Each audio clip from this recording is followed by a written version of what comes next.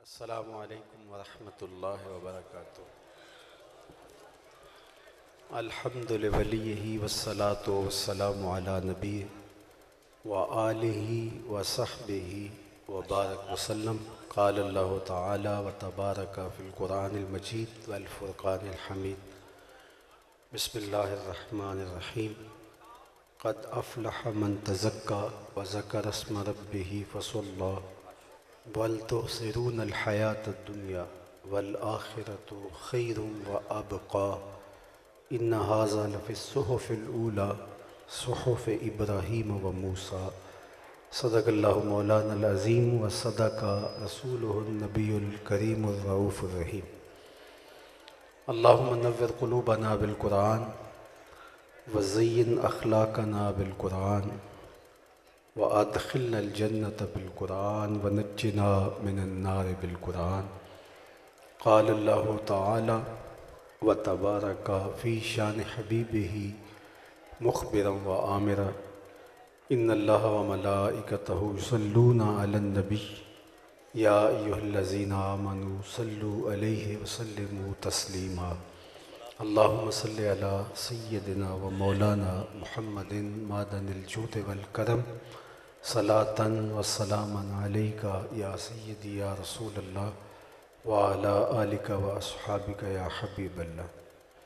हम्दो तारीफ़ व तौसीफ़ अल्लाह जल्ला मजदुहुल करीम की ज़ात बाबरकात के लिए, जो खालिक कायनात भी है और मालिक शज़्ज़हात भी।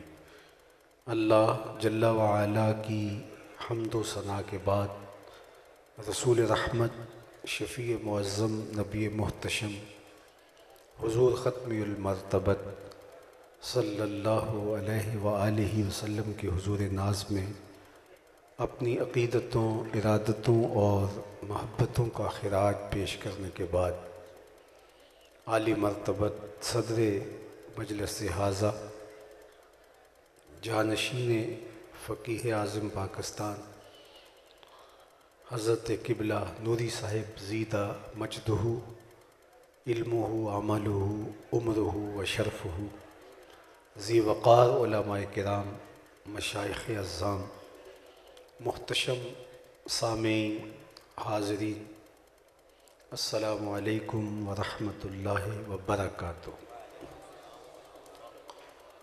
आज आप और मैं हज़रत फ़क़ीह आज़म अलैहि रहमा व रिदवान के हुज़ूर अपनी अक़ीदतों का ख़िराज पेश करने के लिए यहाँ जमा हुए। जिस शौक़ व मोहब्बत के साथ आप लोग तशरीफ़ फ़रमा हैं और हुजूम आशिक़ां जिस रंग में मौजूद है, यकीनन हज़रत की रूह बहुत खुश हो रही होगी कि उन्होंने जो चमन लगाया था, जिसकी आबियारी खून जिगर से की थी, आज वो समरबार भी है और वो शजर सायादार भी है। पूरे मुल्क ही नहीं, पूरी दुनिया के तूल व अर्ज़ में हज़रत अलैहि रहमा के फ़्यूज़ व बरक़ात फैले हुए हैं और ये सिलसिला क़यामत तक जारी रहेगा। बारगाहे इज़्ज़ी में दुआ है कि अल्लाह इस आस्तान रहमत को क़यामत तक यूँ ही आबाद रखे, इसकी रौनकें सलामत रहे, यहाँ से फूटती ज़ियाएँ, रोशनियाँ और उजाले अतराफ़ व अकनाफ़ आलम में नूर व निखरत बाँटते रहें और भटकी हुई इंसानियत का ये मरकज़, ये आसरा सलामत रहे। मैंने किताब रहमत कुरान मजीद से कुछ आयात तिलावत करने का शरफ़ पाया है। थोड़े वक्त के लिए उस पर कुछ बातें आपके सामने रखना चाहूँगा। चूँकि मुख्तलिफ़ मौज़ूआत पर आपने सुबह से अब तक ख़िताबात सुने और बाद में भी ये सिलसिला जारी रहेगा, मुझे इससे क़बल भी यहाँ हाज़िर होने का शरफ़ और मौका नसीब हुआ और आज ज़िंदगी में एक बार फिर सआदत भरे ये लम्हे मेरे हिस्से में आ रहे हैं। तो सूरतुल आला में अल्लाह जल्ला शानहू ने इंसानी ज़िंदगी में जो सबसे बड़ी ज़रूरत है फलाह दारैन, उसको हासिल करने का निसाब नसीब किया। इरशाद फरमाया, कद अफ़लह मन तज़क्का, कामयाब वो हुआ जिसने अपने मन को सुथरा कर लिया, अपने बातिन को संवार लिया। अपने ज़ाहिर को तो हम मल मल के धोते हैं, अपने लिबास की सुथराई का भी बहुत ख्याल रखते हैं, लेकिन हमें कुछ देर अपने अंदर उतर के अपने मन के मैल भी उतारने चाहिए। आयत करीमा में इसकी तरगीब दी गई कि जो ये चाहे कि उसका मन सुथरा हो जाए, जिसके बातन को सफाई और सुथराई मिल जाए, तो ये कौन शख्स है? तो फलाह किसने पाई, कामयाब कौन हुआ?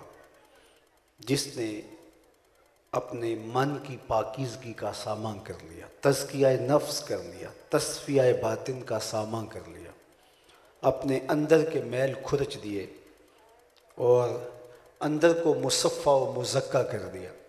तो हकीकत में कामयाबी उसी का मक़सूम है। अगर किसी ने अपने ज़ाहिर को मल मल के धो लिया, अनवा व अक़साम की खुशबुओं से अपने बदन के ज़ाहिर को मुअत्तर कर लिया, लेकिन अंदर से ताफ़ुन उठता रहा, हसद, बुग़्ज़, कीने, नफ़रतें और क्या कुछ, तो ये ज़ाहिरी आरास्तगी और ख़ूबसूरती चंद दिनों की है। असल पाकीज़गी, असल सुथराई और असल रोशनी अंदर की है। और हमारे रब ने हमें इसकी तरग़ीब दी कि अपने मन को सुथरा कर लो, अपने बातिन की पाकीज़गी का सामान कर लो। हमारा दीन नज़ाफ़त का दीन है, हमें ज़ाहिर संवारने की भी तलकीन करता है और हमें बातिन की पाकीज़गी की तलकीन भी करता है। कुछ लोगों ने बातिन की पाकीज़गी की बात की और अपने ज़ाहिरी बदन को तवज्जो नहीं दी, और हमने देखा कि उनके बदन पर मैल कुचैल है, हत्ता कि वो कई कई साल तक गुस्ल नहीं करते और ये समझ बैठे कि शायद इससे हमारे अंदर की पाकीज़गी हासिल होती है। और कुछ लोगों ने अपनी सारी तवज्जुहात अपने ज़ाहिरी बदन पे दी, लेकिन कभी अंदर उतर करके नहीं देखा कि अंदर कितने मैल जमे हुए हैं और अंदर कितना गंद चढ़ा हुआ है। मियाँ साहब अलैहि रहमा ने अपने लहजे में कितनी खूबसूरत बात कही थी कि अंदर झाड़ू बाहर झाड़ू दे ना कुड़िए अते हूंज अंदर दा कूड़ा। बाहर झाड़ू दे ना कुड़िए अते हूंज अंदर दा कूड़ा, दिल भर तैनू मुँह नहीं लांदा, 65 कच दा चूड़ा। तो वहाँ तो कल्बे सलीम देखा जाता है, ज़ाहिरी बदन नहीं बल्कि अंदर देखा जाता है कि किसने अंदर की कितनी सफाई की है और बातिन को कितना पाकीज़ा रखा है। हज़रत अब्दुल्ला रज़ी अल्लाह ताला अन्हु फरमाते हैं, एक दिन हुजूर की मजलिस लगी थी, हुजूम आशिक़ां था, तो आका करीम ने इरशाद फरमाया कि अगर किसी को जन्नती देखने का शौक़ है तो दरवाज़े पर देखे, जो पहला शख्स मस्जिद में दाखिल होगा वो जन्नती होगा। तो कहते हैं हमने देखा तो एक बूढ़ा शख्स, ताज़ा आसार वज़ू उसके चेहरे पे हवैदा है और बाएं हाथ में उसने अपना जूता पकड़ा हुआ है, मस्जिद में दाखिल हुआ। खैर बैठ गया, मजलिस बर्खास्त हुई, हम घरों को लौट गए। दूसरा दिन हुआ, मजलिस बपा हुई, तो फिर गुफ्तगू चलती रही, तो फिर इरशाद फरमाया अगर किसी को जन्नती देखने का शौक़ है तो दरवाज़े पे देखे, जो पहला शख्स मस्जिद में दाखिल होगा वो जन्नती होगा। कहते हैं फिर शौक़ हुआ, देखिए आज कौन खुश नसीब है जो मस्जिद में दाखिल होता है। देखा तो वही बुज़ुर्ग जो कल तशरीफ़ लाए थे। सादा सहूलिया, बाएं हाथ में जूता पकड़ा है और आसार वज़ू उनके चेहरे पे नुमायाँ हैं। मजलिस बर्खास्त होगी, लोग घरों को लौट गए। तीसरा दिन आया तो फिर मजलिस बपा हुई। फिर हुजूर ने इरशाद फरमाया कि किसी ने जन्नती को देखना हो तो दरवाजे पे देखे, अभी जो शख्स दाखिल होगा वो जन्नती होगा। तो कहते हैं हमने देखा तो वही बुजुर्ग उसी हालत में, उसी हैत में तीसरे दिन भी मस्जिद में दाखिल हुए।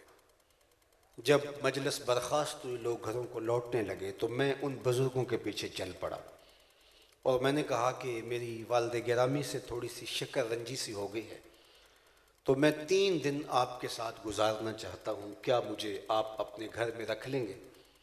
उन्होंने कहा कोई बात नहीं, आ जाइए। कहते हैं मेरी लालच ये थी कि मैं देखूँ ये अमल कौन से करते हैं। कि आका करीम ने फरमाया जन्नती देखना है तो दरवाजे पर देखो, तो तीनों दिन यही नज़र आते रहे, तो कोई बात तो होगी, कोई अमल ख़ास तो होगा जो करते होंगे, तो मैं वो हासिल करूँ इनसे और फिर वो अपनी ज़िंदगी में शामिल कर लूँ। तो उन्होंने कहा चलो मेरे साथ आ जाओ। तो मैं उनके घर चला गया। रात पड़ी तो उन्होंने मुझे बिस्तर दे दिया और एक कोने में ख़ुद भी लेट गए। मैं खराटे लेने लगा, लेकिन मैं सोया नहीं था। मैं इस ताक में था कि देखता हूँ कि ये किस तरह से इबादत करते हैं, लेकिन सारी रात बीत गई, वो बुज़ुर्ग सोए रहे। इल्ला ये कि जब वो करवट बदलते थे तो अल्लाह का नाम लेते थे, बाकी कोई ख़ास इबादत उन्होंने नहीं की। सुबह हुई, फजर पड़ी, उसके बाद बाग में चले गए, अपने काम काज में लगे रहे, कोई ख़ास चीज़ मुझे दिखाई नहीं दी। मैंने सोचा हो सकता है मेरी वजह से आज इन्होंने अपने मामूलात तर्क कर दिए हों, तो कल सही। तो अगले दिन फिर मैं ताक में था, तो फिर वो सारी रात सोए रहे, सवाए इसके कि जब करवट बदलें तो अल्लाह का नाम ले। तो कहते हैं इस तरह 3 दिन गुजर गए। जब 3 दिन और 3 रातें बराबर बीत गई, तो मैं फजर के बाद, नाश्ते के बाद इजाज़त चाहिए। मैंने कहा कि मैंने हुजूर अलैहिस्सलाम से सुना था कि अगर जन्नती देखना है तो दरवाज़े पे देखो, और 3 दिन आप ही दरामद होते रहे। तो मेरा शौक़ था कि मैं देखूं आपके आमाल क्या हैं, लेकिन मैं 3 दिन और 3 रातें गुजारी हैं, तो मैंने कोई ख़ास अमल आपका नहीं देखा। शायद आपने मुझसे अपने मामूलात छुपा लिए हैं। तो वो बुज़ुर्ग मेरी जानब कहते हैं गौर से देखने लगे और फरमाने लगे कि मैंने कोई बात नहीं छुपाई, मेरे वही मामूल हैं जो तुमने देखे हैं, और अगर तुम और दिन भी रुकते तो कोई और नई चीज़ ना देख पाते। लेकिन एक चीज़ है जो तुम देख नहीं पाए, और अगर रुकते भी तो देख ना पाते। तुम शौक़ फरामा में 3 दिन यहाँ रहे हो, रुके हो, ठहरे हो, घर से दूर रहे हो, तो चलो मैं तुम्हें खुद बता दूं वो अमल क्या है। तो कहा कि अब्दुल्ला सुन लो, ये जो मेरे सीने में रखा हुआ दिल है, इसी में किसी मोमिन का बोझ नहीं है, इसमें किसी मोमिन के लिए नफ़रत नहीं रखी हुई है। तो जब हमारे दिल मुसफ़्फ़ा होंगे, जब हमारे बातिन साफ़ होंगे, तो फिर जन्नत की राहें कुशादा होना शुरू हो जाएंगी। लेकिन हम अपने बातिन को कभी साफ़ करने का तकल्लुफ़ ही नहीं किया। शीशे उत्ते कट्टा जम्मिया, कंधा चाड़ी जांदे। यहाँ सा बोले शीशे उत्ते कट्टा जम्मिया, कंधा चाड़ी जांदे, जिल्दा नूं ए सांभ के रख दे, वरके फाड़ी जांदे। तो हम जिल्दों पर सारी तवज्जो दे रहे हैं, लेकिन जो वरक हैं, जिन पर मोहब्बत की तहरीरें लिखी हैं, वो वरक फटते चले जा रहे हैं और हमारा अंदर उजड़ता चला जा रहा है। जब तक बातिन संवरेगा नहीं, जब तक मन मुसफ़्फ़ा नहीं होगा, जब तक अंदर का तज़किया नहीं होगा, जब तक मन के मैल नहीं धुलेंगे, उतनी देर तक ना बातिन की आंखें कुशादा होंगी और ना महबूब की चौखट तक रसाई नसीब होगी। तो मेरे रब ने हमें जो ज़ाब्ता दिया वो ये, कद अफ़लहा मन तज़क्का, फ़लाह उसने पाई, दारैन की कामयाबियाँ उसी का मक़सूम है जिसने तज़किया नफ्स कर लिया, जिसने अपने बातिन की सुथराई कर ली, जिसने अंदर की पाकीज़गी का सामान कर लिया। व ज़कर अस्मा रब्बिही फसल्ला, और फिर उसका निसाब भी दिया। तज़किया हासिल कैसे होता है? अल्लाह के ज़िक्र से। अल्लाह का ज़िक्र करने से अंदर के मैल धुलते हैं। अल्लाह के महबूब अलैहिस्सलाम ने इरशाद फरमाया, लिकुल्ल शैइन सिक़ाला व सिक़ालतुल क़ुलूब ज़िक्रुल्लाह। हर शय का जंग किसी न किसी शय से उतरता है। कपड़े मैले हो जाएं तो आप सरफ से इनको धो के मैल उतार लेते हैं। लोहा मैला हो जाए तो आप रेगमार से इसके मैल को, इसके जंग को उतार लेते हैं। हर शय का जंग किसी न किसी शय से उतरता है। तो कहा दिल भी जंग आलूद होते हैं, दिलों पे भी मैल चढ़ता है। और जब दिल जंग आलूद हो जाएं तो फिर अल्लाह का जिक्र करो, तुम्हारे दिलों के जंग उतर जाएंगे।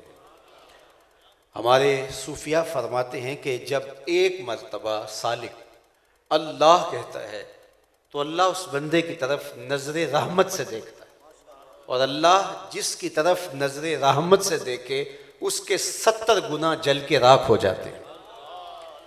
तो इसलिए कसरत के साथ उसका जिक्र करने से दिल के जंग उतरते हैं और दिल मुसफ़ा होता है। उठ दी बैंदी टुर दी फिर दी, सुते आते जाग दी, नाम जप दी रोते खप दी, वेख सुर इस राग दी, नाम जपिया कुर्ब मिलदा, नाम दी कर पूरी साम, शीशे विच कस्तूरी जेकर फिर जरूरत काग दी। कस्तूरी तो अंदर रखी हुई है, कस्तूरी का मिजाज है, इसको जितना रगड़ोगे उतनी खुशबू फैलेगी। इसलिए कस्तूरी पड़ी रहे और उसको जुम्बश नहीं दी जाएगी तो खुशबू नहीं फैलती। इसलिए तुम्हारे दिल के अंदर अल्लाह की मोहब्बत का तुख्म रखा गया, वो कस्तूरी तुम्हारे कल्ब की शीशी के अंदर रखी गई है। इकबाल ने कहा था, शीशाए दहर में मानिंद मैनाब है इश्क, रूह खुर्शीद है खूने रगे महताब है इश्क, दिले हर जर्रा में पोशीदा कसक है इसकी, नूर ये वो है कि हर शय में झलक है इसकी। तो तुम्हारे दिल की शीशी में वो कस्तूरी रखी गई है, और अगर तुम उस कस्तूरी को जुम्बिश दोगे अल्लाह के नाम की ज़रब के साथ, उसके नाम के तकरार के साथ, तो फिर उससे महक आना शुरू होगी, खुशबू फैलने लगेगी। और उसी कैफियत को हज़रत बाहू ने यूँ कहा था, अंदर बूटी मुश्क मचाया अते जहाँ फुल्लां ते आई हो। तो वो तभी होगा कि जब नफ़ी असबात का पानी मिलेगा और मन की दुनिया आबाद होगी अल्लाह के ज़िक्र से, और उठते बैठते चलते फिरते अल्लाह के नाम की खुशबू सुलगती रहेगी। तो फिर अंदर रोशनी भी होगी, चरागा भी होगा, और अंदर मुश्कबार भी हो जाएगा, और वो खुशबू फैलते फैलते आफाक को अपनी आगोश में ले लेगी। अहलुल्लाह के गिर्द लोगों का हुजूम क्यों होता है? उनके वजूद से वो फूटती हुई खुशबू लोगों को मानूस करती है। हत्ता कि ये लोग जब कब्रों में भी चले जाते हैं तो हुजूम आशिका फिर भी इनकी कब्रों से हटता नहीं है, इसलिए कि इनकी कब्रों की मिट्टी से भी वो महक याद इलाही की आ रही है। इनको देखने से खुदा की याद आती है और रूहों को ताजगी मिलती है। इसीलिए हमें कहा गया, इज़ा तहय्यरतुम फिल उमूर फस्तईनु मिन अहलिल कुबूर, जब तुम उमूर में परेशान हो जाओ, तुम्हारे दिल में उदासियां डेरे जमा लें और हजार दौलतें होने के बावजूद तुम्हें करार ना मिले, तो अल्लाह वालों की कब्रों के पास ही आके बैठ जाओ, तुम्हें वहां से भी तमानियत का नूर नसीब हो। इसलिए कि इन्होंने अपने दिल को अल्लाह की याद से आबाद किया होता है। तो कसरत जिक्र दिल के जंग उतारता है, और दिल का जंग जब उतर जाए तो ये एक ऐसा आईना है जो जमाले जहां आरा बन जाता है। ये आईना हक नुमा भी है और ये आईना जहां नुमा भी है। जरा थोड़ी सी गर्दन झुकाई तो पूरी कायनात का अक्स जो है वो कल्बे मोमिन के अंदर दिखाई देता है। इकबाल ने इसको अपने लहजे में कहा, खुदी का नशेमन तेरे दिल में है, खुदी का नशेमन तेरे दिल में है। सवाल खड़ा हुआ, एक छोटा सा दिल, इंसान अपनी मुट्ठी बंद करे तो जो मिकदार उसकी मुट्ठी की होती है उतना ही उसका दिल होता है। तो इतना छोटा सा दिल और खुदी का नशेमन इस एक छोटे से दिल के अंदर कैसे पैदा हुआ? तो इकबाल का जरा इस्तेदलाल का रंग देखिए। कहा, खुदी का नशेमन तेरे दिल में है, फलक जिस तरह आंख के तिल में है। ये हमारी दोनों आंखें रोशन नहीं है, दो आंखों में स्याह दायरे हैं, वो भी सारे रोशन नहीं। उन स्याह दायरों में दो नुक्ते हैं, उनमें रोशनी है, और नजर उठती है तो आसमां उन नुक्तों में समा जाते हैं। तो कहा, जो इतने बड़े आसमां आंख के दो नुक्तों में समा जाते हैं, इस तरह खुदी का नशेमन बंदा मोमिन के दिल में रखा हुआ है। और इसको बाहू अलैहिर्रहमा ने अपने लहजे में कहा, विच्चे ही बेड़े विच्चे ही छेड़े विच्चे ही वंज महाने हूं, 14 तबक दिले दे अंदर तंबू वांगू ताने। तो ये पूरी कायनात कल्ब इंसानी के अंदर रखा। रात सूफिया ने कहा कि ये दिल कायनात सगीर है, ये छोटी कायनात है। पूरी कायनात को समेटें तो दिल बनता है, और दिल को फैलाएं तो कायनात बनती है। तो सब कुछ तो यहाँ रखा हुआ है, और अगर ये ही ना सवरा, ये ही अगर दुरुस्त ना हुआ, तो जो मर्जी करते रहें तो कभी भी उजाले कभी भी रोशनियाँ नहीं होंगी। और हज़रत रूमी अलैहिर्रहमा का अपना अंदाज देखिए, उन्होंने कहा दिल बदस्त आवर के हज अकबरस्त, दिल को काबू में कर ले, इसको कंट्रोल में ले आ, इसके तस्फिये का सामान कर ले, इसके ऊपर चढ़े मैल कुचैल उतार दे। अदसे के ऊपर, शीशे के ऊपर अगर गर्द जमी हुई हो तो कुछ दिखाई नहीं देता, तो जब वो गर्द उतार दे तो फिर चीज़ें आपको दिखाई देती हैं। तो कसूर अदसे का नहीं है, कसूर शीशे का नहीं है, कसूर उसके ऊपर जमी हुई धूल का है। मियाँ दिल तो आईना हक नुमा भी है और जहां नुमा भी है, लेकिन हसद बुग़ज़ कीने और नफरतों की धूल जम गई और कुछ दिखाई नहीं दे रहा। अंदर इतनी बड़ी कायनात मौजूद है और हम अंधेरे में बैठे हुए हैं। इसलिए कहा इसको जब तुम उतार फेंकोगे, तो इसको जब तुम इसके ऊपर से पड़ी हुई गर्द उतार दोगे, तो फिर तुम्हें पूरी कायनात की हकीकतें मुनकशिफ होने लगेंगी। दिल बदस्तावर के हज अकबरस्त, दिल को काबू में ले आ, यही हज अकबर है। अज हजारा काबा यक दिल बेहतरस्त, 1000 काबे से एक दिल बेहतर है। क्यों? काबा बुन गाहे खलील अतहरस्त, दिल गुजर गाहे जलील अकबरस्त। काबा हजरत इब्राहिम खलील की गुजरगाह है और दिल रब्बे जलील की गुजरगाह है। इसलिए इसका पाकीज़ा होना, इसका मुसफ़ा होना, इसके ऊपर चढ़े हुए जंग उतरने, ये बहुत ज़रूरी हैं। और सूफिया की बारगाह में, अहलुल्लाह की चौखट में, उलमा की बारगाह में हम हाजिर इसीलिए होते हैं कि ये वो जंग उतार देते हैं। अल्लाह की जिक्र से दिलों का जंग उतरता है। एक रिवायत में कुरान मजीद की कसरत से तिलावत करने से दिलों के जंग उतरते हैं, और एक रिवायत में इरशाद फरमाया गया कसरत के साथ तज़कीरे मौत दिलों का जंग उतारता है। कसरत के साथ मौत को याद करो, कुरान मजीद की तिलावत मामूल ज़िंदगी बना लो, और अल्लाह का जिक्र कसरत के साथ करो। तो ये वो आमाल हैं कि जो दिलों के जंग उतार देते हैं और दिलों को नूर व निखत से माला माल कर देते हैं। तो जिक्र से जंग उतरते हैं, कुरान मजीद की तिलावत से जंग उतरते हैं। नमाज दिलों के जंग उतारने का बेहतरीन जरिया है। बल्कि हज़रत मुजद्दिद अल-फ़सानी शेख अहमद सरहंदी अलैहिर्रहमा फरमाते हैं कि सालक को इब्तदा के अंदर हज़ ज़िक्र में मिलता है, और जब वो मुतवस्सित दर्जे में जाता है तो उसको तिलावत कलाम मजीद में लुत्फ़ नसीब होता है, और फिर जब वो आखिरी मर्तबे पे पहुँचता है तो उसको सबसे ज़्यादा सुरूर सजदे में नसीब होता है। तो सजदे से दिलों के जंग उतरते हैं। तो आगे इरशाद भी फरमाया वज़कर अस्मा रब्बिही फसल्ला, और नमाज पढ़ी। तो तज़किया बातन के लिए ज़िक्र इलाही और नमाज के ज़रिए से अपने अंदर की सफाई का सामान किया जाता है। ये बात मैं भी समझता हूँ, ये बात आप भी समझते हैं। एक लम्हे के लिए सोचते हैं, ये 4 दिन की ज़िंदगी है, अगर दिल ही मैला रहा और दिल ही गदला रहा तो ये सारी मश्क ज़िंदगी की किस काम की, अगर ये अंदर ही सुथरा ना हो सका। मन काना फी हाज़िही आमा फहुवा फिल आखिरति आमा व अदल्लु सबीला, जो इस दुनिया में नाबीना रहा क़यामत के दिन भी नाबीना उठाया जाएगा। इससे इन आँखों की बेनूरी मुराद नहीं है, इससे कल्ब की बेनूरी मुराद है। इकबाल ने कहा था दिल बीना कर तलब खुदा से, कि आँख का नूर दिल का नूर नहीं है।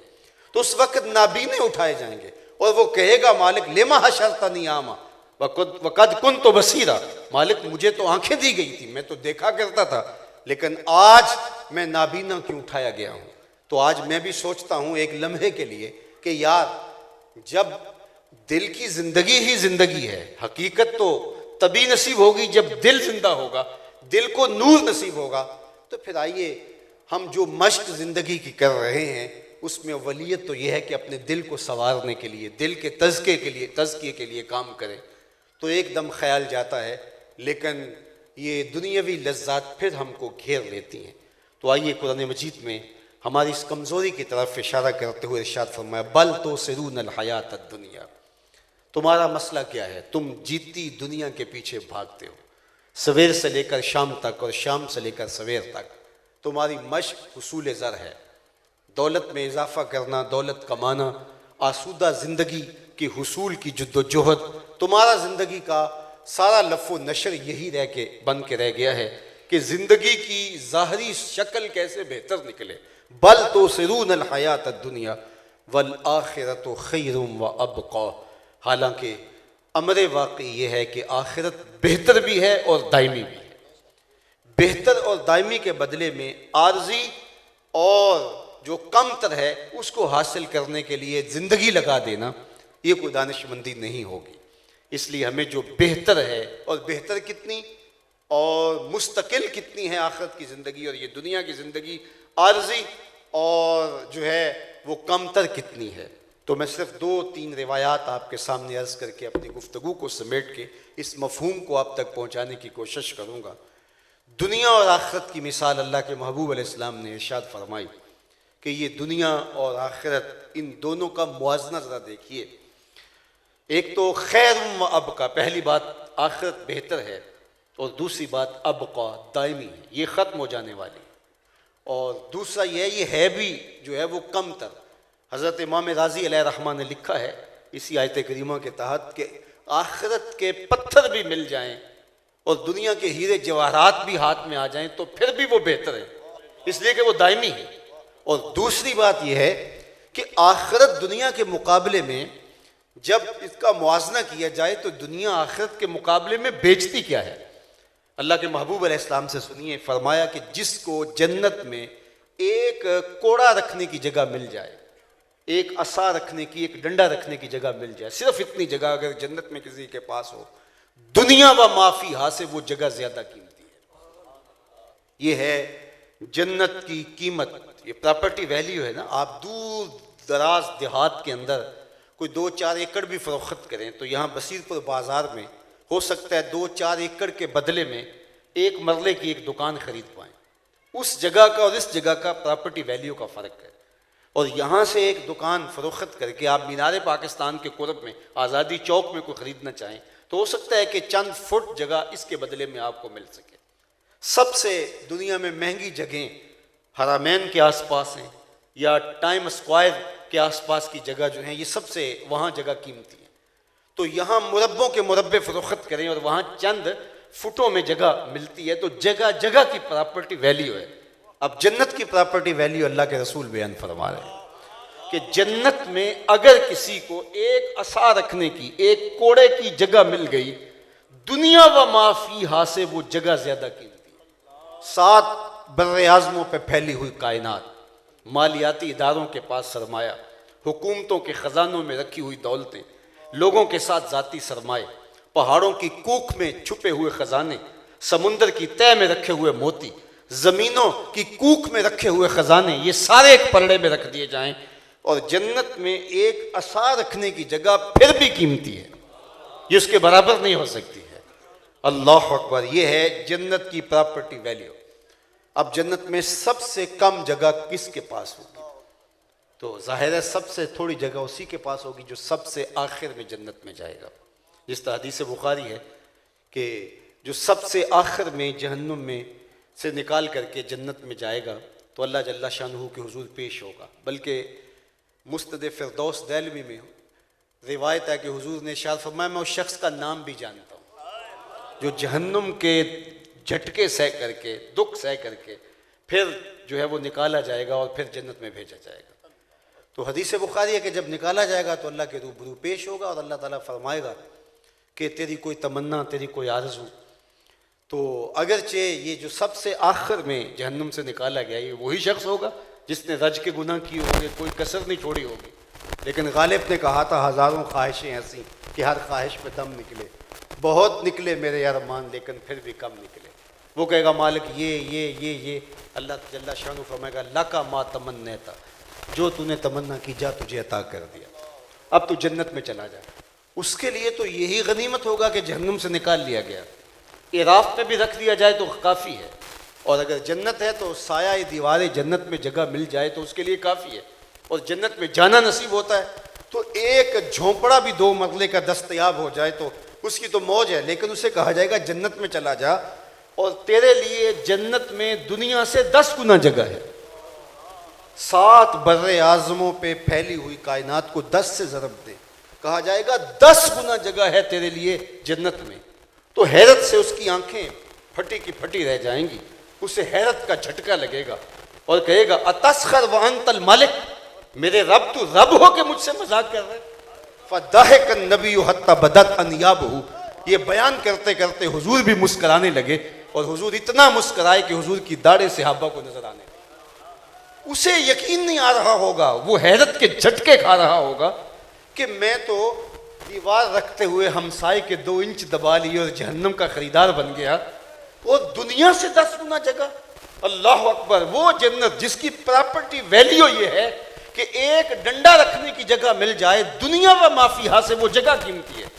और उसको जो सबसे आखिर में जा रहा है, हमारे पंजाबी में कहता है फाडा, जो है जो सबसे आखिर में जा रहा है, उसके लिए जन्नत में इतनी जगह है कि 7 बर्रे आज़मों को 10 से ज़रब दे तो इतनी जगह उसकी है जो सबसे आखिर में जा रहा है। तो बाबा फरीद गंजे शकर की जागीरों का आलम क्या होगा, दाता गंज बख्श अली हजवेरी की जागीरों का आलम क्या होगा, इस लहद में लेटे हुए बाबे की जागीरों का आलम क्या होगा, फिर सहाबा और अहले बैत की जागीरों का आलम क्या होगा। इसीलिए ये लोग तख्ते सिकंदरी पे नहीं थूकते, इन्हें पता है कि हमारे रब ने हमारे लिए वहां क्या तैयार कर रखा है। तो जरा दुनिया और आखिरत का मुकाबला करें तो दुनिया बेचती क्या आखिरत के मुकाबले में। फरमाया वल आखिरतु खैरुम, आखिरत बेहतर है, वह अबका और दायमी है। ये सारी जिंदगी कितनी है, 60 साल, 70 साल, 50 साल, 40 साल, 60 साल लगा लीजिए, एवरेज जिंदगी आजकल यही चल रही है। 60 साल टोटल जिंदगी, और उसमें भी 8 घंटे तो रोज बंदा सोता है, तो 20 साल ये निकल गए। 60 साल अगर टोटल जिंदगी है तो 20 साल जो सो के गुजारता है, अन्नोमुख्तुल मौत, वो भी एक मौत की सी कैफियत होती है। बाकी 40 साल बचे, उसमें 6-7 साल वो हैं जो हमारे गुजरे में होश ही नहीं हम कहाँ थे, बचपन की और बुढ़ापे के धक्के। 10 साल अगर ये निकालें, बाकी 30 साल बची। रोजाना 1 या 1.5 घंटा वॉशरूम में गुजरता है। अगर बीमारियां, टेंशनें, परेशानियां अगर ये सारी डाल लें, मेरे एक दोस्त ने नतीजा निकाल के मुझे कहा कि 17 साल बचते हैं। 60 साल जिंदगी हो, वो कसाब के पास जाए ना जानवर, तो वो कहता है ये 3 मन का जानवर है, लेकिन साफी गोश्त जो है वो 2 मन निकलेगा। कुछ खाल में चला जाएगा, कुछ अंतड़ियों में निकल जाएगा, कोई उजड़ी में चला जाएगा, कुछ हड्डियों में चला जाएगा, कुछ पाए और कुछ सर में निकल जाएगा। ये 3 मन का जानवर तुम्हें दिखाई दे रहा है, लेकिन साफी गोश्त 2 मन निकलेगा। तो ये 60 साल की जिंदगी और साफी जिंदगी निकालोगे तो 17 साल, 20 साल लगा लें, 30 साल लगा लें, 60 साल ही लगा लें, ये सारी जिंदगी है। और आखिरत का एक दिन सिर्फ आखिरत का, मिकदारुहु 50 अल्फ सना, मेरे रब ने कहा उसकी मिकदार 50,000 साल के बराबर। ये सारी जिंदगी 60 साल की, 70 साल की, 100 साल की, और आखिरत का सिर्फ एक दिन 50,000 साल के बराबर। और फिर वो जिंदगी ऐसी है जिसका नुक्ता अंजाम ही नहीं है, खत्म हो जाएगी, मौत को भी मौत आ जाएगी। जन्नत में जन्नतियों को पहुंच के एक ही मोहूम सी का खौफ होगा कि कभी मौत ना आ जाए और ये नेमतें छिन ना जाए, और जहन्नमियों को एक ही मोहूम सा खदशा होगा और एक मोहूम सी उम्मीद होगी कि कहीं मौत आ जाए तो जान छूट जाए। फिर मेंढे की शक्ल में मौत को लाया जाएगा, जन्नती जन्नत से और जहन्नमी जहन्नम से लंबी लंबी गर्दनें निकाल के देख रहे होंगे, मौत को ज़बह कर दिया जाएगा। फिर जन्नती इतने खुश हो जाएंगे कि रिवायत में आता है कि अगर मौत को मौत ना ही होती तो ये खुशी से मर जाते, और जहन्नमी इतने दुखी होंगे कि अगर मौत को मौत ना ही होती तो ये सदमे से मर जाते। फिर ना खत्म होने वाली जिंदगी जिसका नुक्ता अंजाम ही नहीं है। आज जिंदगी कितनी भी दुखी क्यों नहीं, आखिर तो खत्म होगी। वो क्या कहा था मीर तकी मीर ने, वो रेशमो कम ख्वाब में सर मस्त हैं तो क्या हुआ, रात उसकी भी कट गई जो के ऊर था। बरहना बदन था, सर्दियों की लंबी रात थी, बदन पे जख्म थे, कोई रेत पे डाल गया, पुरसाने हाल नहीं था, रात काटे कटती नहीं थी, लेकिन सहर का सफीता तो बिलाखिर नमूदार होगा। ये जिंदगी कितनी ही कठिन क्यों ना हो, जबरे मुसलसल की तरह भी क्यों ना काटे, बिलाखिर खत्म हो जाएगी, लेकिन वो रात पड़ गई तो खत्म नहीं होगी। तो इसलिए असल जिंदगी वो जिंदगी है। इसलिए खंदक खोदते सहाबा पर जब प्यार आया तो दुआ देते हुए यही कहा था ना, अल्लाहुम्मा इन्नल ऐश ऐशुल आखिरा फग़फ़िर लिल अंसार वल मुहाजिरा। अल्लाह ज़िंदगी तो आखिरत की ज़िंदगी है, मेरे अंसार को भी बख्श दे, मेरे मुहाजिरों को भी बख्श दे। तो इसलिए असल ज़िंदगी आखिरत की ज़िंदगी है, जो दायमी भी है और जो बेहतर भी है। कहा ये कहानी सिर्फ हमने कुरान में बयान नहीं की, ये कहानी हमने पिछले सहीफ़ों में भी बयान की। सुहूफ़ इब्राहीम और सुहूफ़ मूसा में भी हमने ये बात बताई थी। काश के मन के तस्फ़िये के साथ इस दुनिया की ज़िंदगी को आर्जी समझ लिया जाए और अपनी आखिरत के लिए तैयारी की जाए। खुश नसीब वो लोग हैं जो अपनी आखिरत को संवारते हैं, जो माँ बाद मौत की ज़िंदगी के लिए ये ज़िंदगी गुजार। इसको आखिरत की खेती कहा गया है। ये दुनिया बवाई का मौसम है, आखिरत कटाई का मौसम है। बवाई के मौसम में जो किसान मट्टी से मट्टी हो जाए तो वही फिर कटाई के मौसम में फसल उठा पाता है, और जो बवाई के मौसम में खेतों में गया नहीं, जिसने फसल बोई नहीं, बीज डाला नहीं, पानी दिया नहीं, सुहागा चलाया नहीं, और जिसने जड़ी बूटियां तल्फ नहीं की, तो कटाई के मौसम में वो हाथ मलता रह जाएगा। तो आज मौका है, वक्त पर काफ़ी है, एक कतरा भी आबे खुश हंगाम का। जल गया जब खेत बरसा मी तो फिर किस काम का। हमारे पंजाबी के एक बुजुर्ग कहा करते थे, अज सावी ने खुले रावी ने इंज टोक अनोखड़े टोक दे नहीं। अज सावी ने खुले रावी ने इंज टोक अनोखड़े टोक दे नहीं।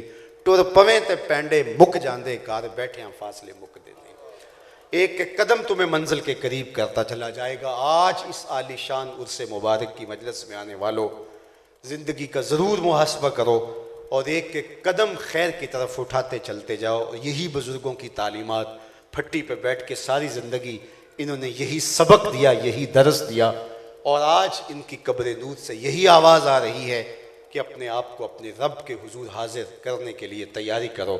अल्लाह मुझे आपको अपनी रहमतों के हिसार में रखे। व आखिर दावाना अनिल हम्दुलिल्लाहि रब्बिल आलमीन। आप